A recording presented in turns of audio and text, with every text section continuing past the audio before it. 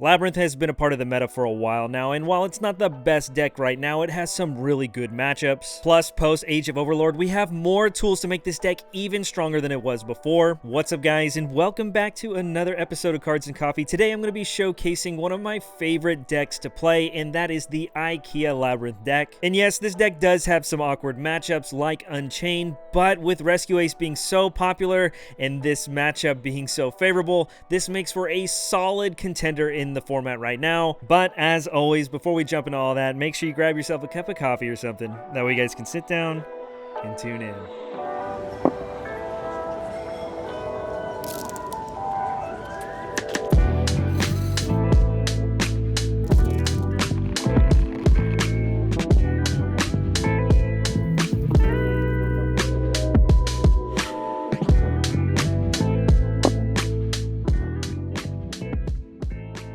So as mentioned, IKEA Labyrinth isn't the strongest deck in the format right now, but there really are some great matchups for this deck. Plus, a deck like this really rewards the player for their technical play. But without wasting any more time, for our Labyrinth lineup, we are playing 3 Ariana, the Stratos of the deck, alongside 3 copies of Stovey Torby, 3 of the Chandelier, and I'm maxing out on 3 copies of Kuklok. This format is very diverse, so it's hard to really prepare for what you're going to run into, and in my opinion, the best approach right now is just to fill your deck with a bunch of hand traps if you have the room. So for that reason, why not max out all the hand traps that are also engine in this deck, which is also why I'm playing 3 copies of the newly added Arius the Labyrinth Butler. In case you don't know what this does, you can send it from your hand or field to the grave to then special a Labyrinth from your hand, or set a normal trap card and then use it the turn you set it. There are so many 2 and 3 card combos that really let you pop off turn 1. So when you add these to the mix alongside all the other hand traps that we'll talk about later, Labyrinth is so good at stopping all those combo decks. Plus, Arius has another effect where if ever your opponent responds to one of your Labyrinth cards,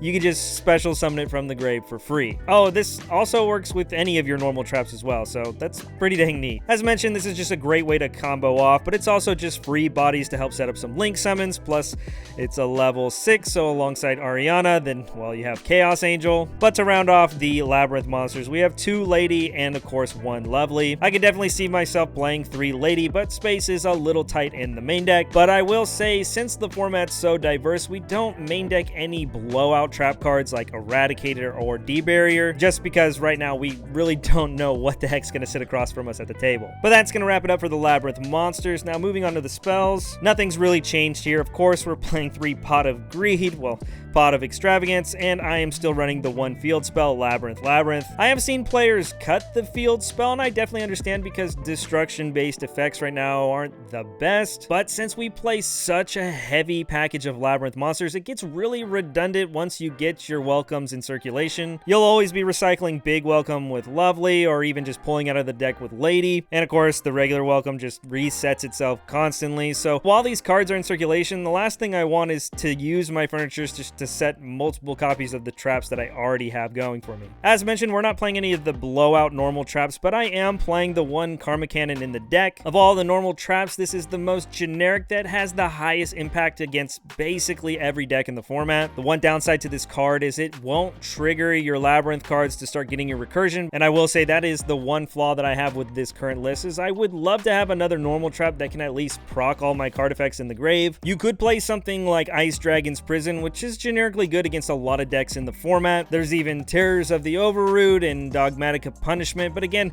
these normal traps don't really feel that great in the format, especially going second. And even though this is technically a trap deck, this deck really doesn't play a lot. But heck, comment down below, let me know if you're playing another normal trap in your deck, because right now I just haven't been able to fit it in. Now, like I mentioned, we're playing a bunch of hand traps, and the first one, I guess, technically is another normal trap for the deck. Obviously, we're playing the 3 Impermanents alongside 3 copies of Ash Blossom, and I'm also running 3 copies of Nibiru. This is all pretty straightforward, nothing revolutionary, but I will say one card that I had considered was Droll and Lock Bird. With all the combo decks running around and even having application against some of the mid-range decks, Droll has been really strong in this format, which is why I'm still citing it. But as mentioned, Unchained is one of our worst matchups, so I really didn't want Droll in the main deck because I expect that deck to be popular. So as a little concession, instead of running Droll, I'm opting to run 3 copies of Effect Veiler, because again, it does help in the combo matchups. The more hand traps, the better. Plus, it's not going to be a bad card against Unchained. There's definitely some good applications against it, and all of these hand traps are great against Rescue Ace, so I think this lineup here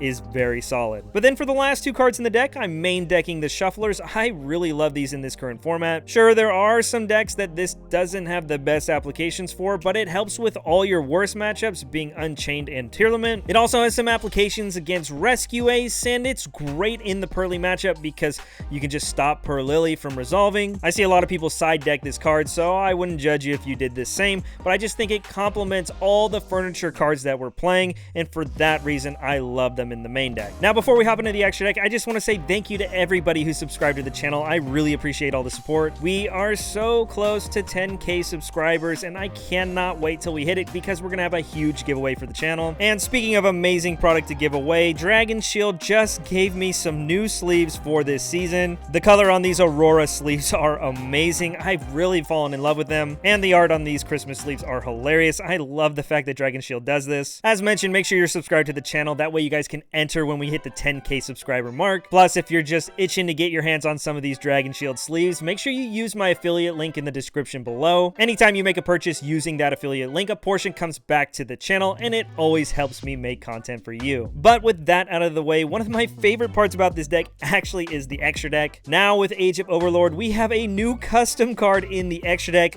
3 of the Typhon Sky Crisis. This card is so great for this deck. Not only is this card a great board breaker and a pseudo floodgate in certain matchups, but this deck isn't known for having the highest ceiling, so having another tool in the arsenal to help you break boards and then set your traps after is really insane. Plus, another thing to mention is this card is a fiend, so you don't have to worry when you're locked with your traps. I am constantly summoning this card in basically every matchup. I cannot believe this card is so good in this deck. But speaking of amazing cards for this Labyrinth deck, we also have 3 copies of Chaos Angel. As mentioned, we have the Arius and the Ariane, but like before, we still have Stovey Torby and, well, any of our lovelies or ladies to help go into this as well. And of course, we're maxing out on all these because, well, they're the strongest cards in the extra deck, and of course, we're playing Extrav, so, you know, you don't want to accidentally banish all of them. And then speaking of Extrav, we do have another 3 of. We are playing 3 copies of Muckraker. Again, just another card to help you bring Chaos Angel back from the grave and use its effect for a second time in the turn. Now, without even resolving a trap effect,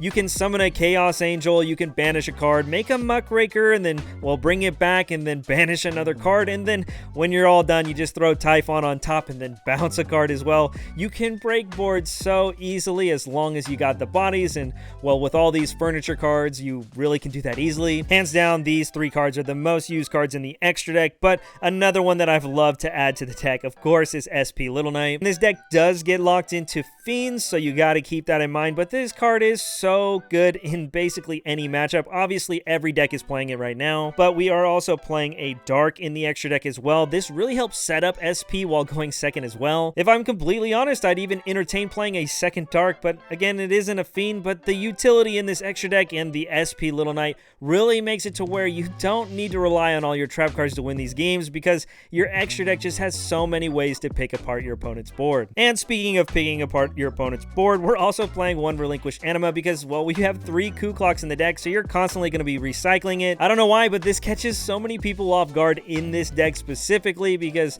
well, when you're playing against something like Rescue Ace, then, you know, that's always in the back of your mind, but this deck here, nobody sees it coming. Another Fiend that we're playing that helps when we are locked, when we can't go into SP Little Knight, is Nightmare Unicorn. This card doesn't always come up, but it is the best generic removal in your extra deck that happens to be a Fiend as well. And for the last card in the extra deck, I'm playing the 1 Underworld Goddess for, well, you know, Noir, because again, this deck can spam the field very easily. But again, there is room for flexibility. Maybe you want to play that second Dark because you find it comes up to where when you're trying to break your opponent's board, you can set up SP plays. But test this deck out for yourself. It really is insane, and it's one of my favorites right now. So that's going to wrap things up for another video. Thanks again for tuning in. I really appreciate all the support. As mentioned, make sure you're subscribed and check out all the links down below. There's so many options for you guys if you're looking to pick up some gear. But once again, thanks for tuning in, and here's hoping to see you on the next one.